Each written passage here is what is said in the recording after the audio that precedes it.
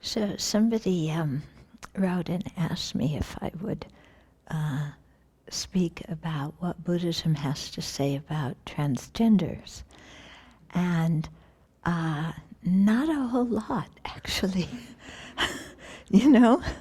The only time I've ever heard it mentioned is they say that if somebody ordains as a bhikshu or a bhikshuni and then changes sex, that then they have a bhikshuni who becomes a man would then have the bhikshu vows, and a bhikshu who became a woman would have a bhikshuni vows.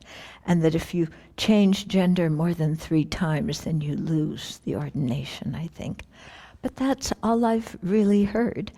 And of course, at the Buddha's time, they didn't have, sexual, is the word remediation? Reassignment, that's the word. Yeah, I knew it was SRS. Yeah, so they didn't have that. But that's about it, you know? So it seems to me that it, like all sentient beings, want happiness and want to be free of suffering, and all sentient beings deserve happiness and deserve to be free of suffering. So transgender people, as well as everybody else, would fall under that overarching theme. Yeah.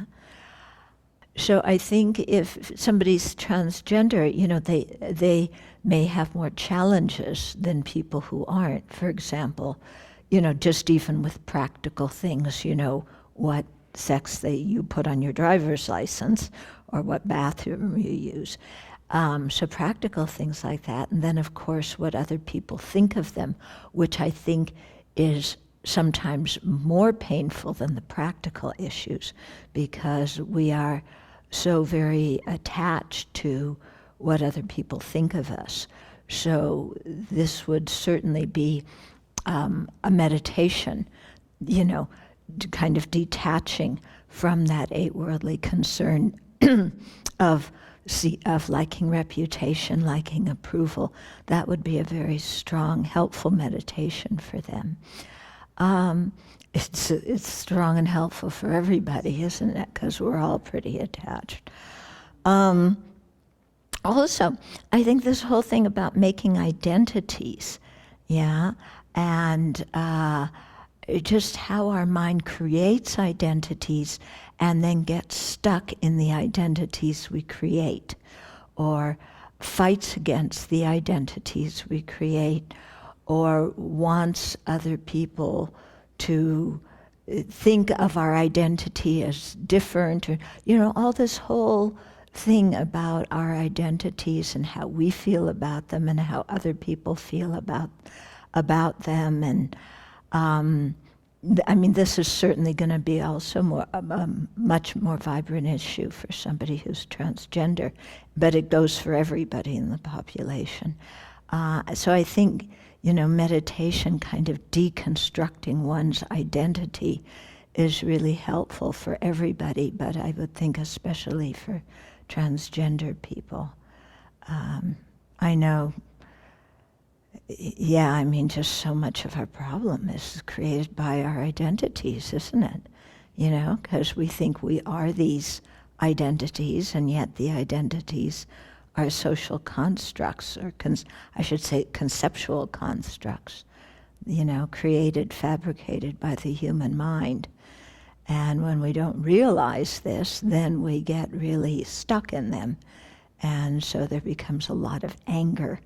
And of course, anger, fear, hurt, those 3 kind of come together and cause so much suffering.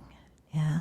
So whether we create identities out of our race, out of our ethnicity, out of our sexual orientation, out of our gender, out of our socioeconomic class, out of whether we're young or old, or, any of these, as long as we kind of cling to those identities, we experience a lot of suffering.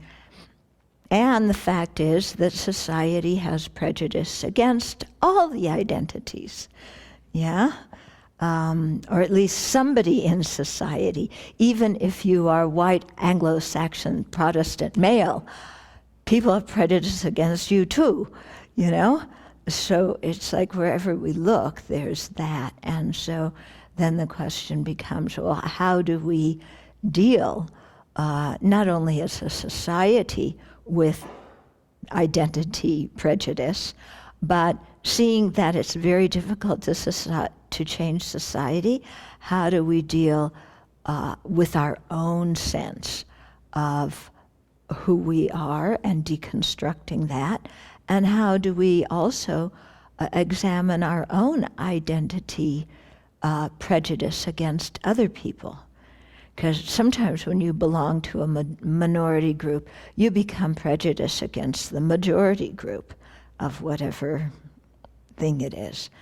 Yeah, so this all just kind of, this is, you know, ignorant, sentient being stuff, isn't it? Yeah, creating identities and me and them and this and that and shoulds and shouldn't. And, you know, of course we work to change societal structures, but, you know, that's going to take a while to do. And even if we change societal structures, if we don't change what's in here, we're still going to be miserable. Yeah.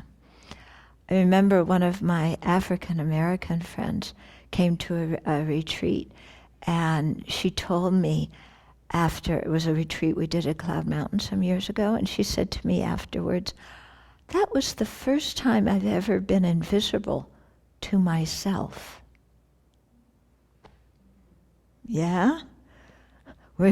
She said, where she didn't feel like she was black, you know? That she was just a human being with other human beings. Okay? So it's coming from us, it's coming from society, wherever it comes from, you know, wisdom and compassion are the only answers to it.